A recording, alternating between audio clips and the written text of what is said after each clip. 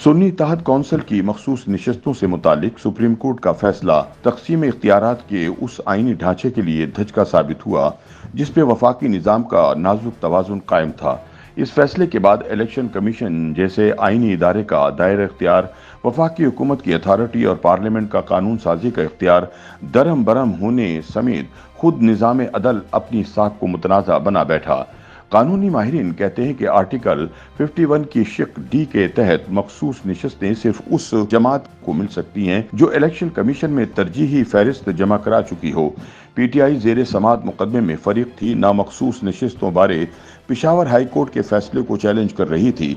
PTI का बुनियादी दावा यह था कि उसके हिमायत याफ्ता आज़ाद अरकान चूंकि सुन्नी इत्तेहाद कौंसिल में शामिल हो चुके हैं, लिहाजा मखसूस नशस्तों के कोटे में से इसे भी हक मिलना चाहिए।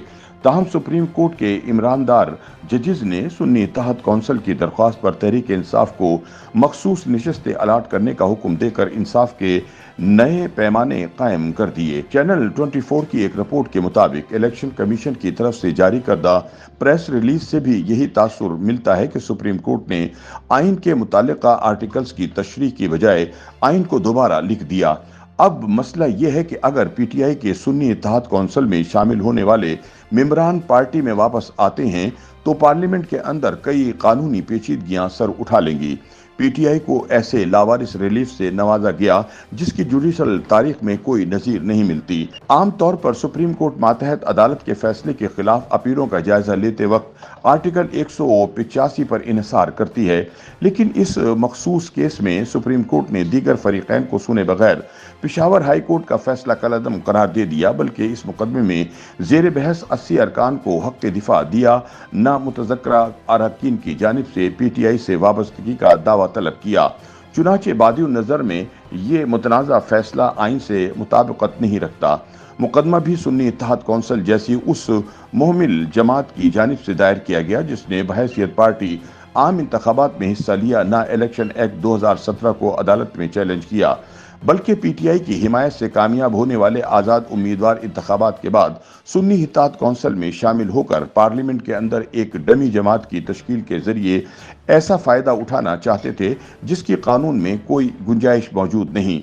बदकिस्मती से पिछले 76 सालों में हमारी इज्तमाई दानिश इस किस्म के मावराए आइन फैसलों को कबूल करती रही, इसलिए सुप्रीम कोर्ट के 8 ज़ीशान जजेस ने आइन और कानून से मावरा फैसला सुनाने में कोई हिचकिचाहट महसूस न की, बल्कि इस फैसले का बेनिफिशरी ग्रुप तिलस्माती प्रोपेगेंडे की तकरार के जरिए रियासती अथॉरिटी को एहसास जुर्म, इस्तराब और शक की तारीकियों की तरफ धकेल रहा है। इसलिए दस्तूर को दोबारा लिखने वाले जजेस की खुद एतमादी मुतासिर नहीं होगी। मुबसरीन के मुताबिक बिलाशुबा रियासती मुक्तदरा के खिलाफ ताज़ा अदालती मज़ाहमत भी उसी काया क्लिप का शाखसाना है जिसे 2007 की वकला तहरीक ने मोमेंटम दिया था, और इसी तनाजुर में अप्रैल 2009 में सुप्रीम कोर्ट के लार्जर बेंच ने 31 जुलाई 2007 की एमरजेंसी को आइन तोड़ने का जुर्म करार देकर जनरल मुशर्रफ पे संगीन गद्दारी का मुकदमा चलाने का हुक्म दिया। बादअज़ां इसी फैसले के तहत तीनों हाई कोर्ट्स के चीफ जस्टिस पे मुश्तमिल आइनी ट्रिब्यूनल ने साबिक सदर को मौत की सजा सुनाकर मावराए आइन तब्दीली की रिवायत का तसलसल तोड़ दिया।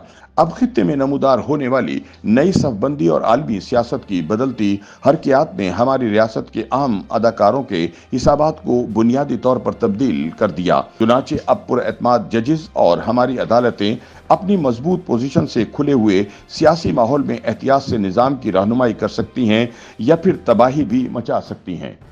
YouTube पर गूगली न्यूज देखने के लिए youtube.com की सर्च बार में गूगली न्यूज टीवी टाइप करें। गूगली न्यूज के पेज पर सुर्ख रंग के सब्सक्रिप्शन वाले बटन पर क्लिक करना ना भूलिए। YouTube पेज पर अपलोड होने वाली वीडियोस से बाखबर रहने के लिए बेल आइकन पर क्लिक कीजिए। आपको हर नई वीडियो के बारे में नोटिफिकेशन मौसूल हो जाएगा।